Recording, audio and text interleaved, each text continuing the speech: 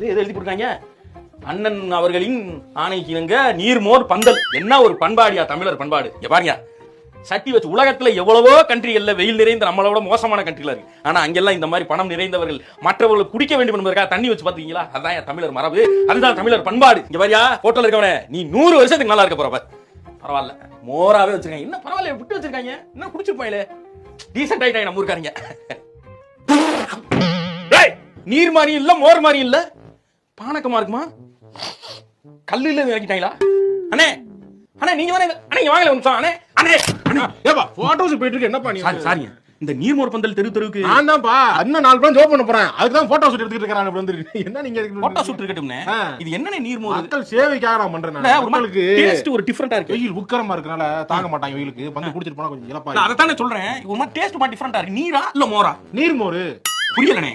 நீர்ல மோர கலந்துட்டேன் நான். எவ்வளவுனே போட்டீங்க?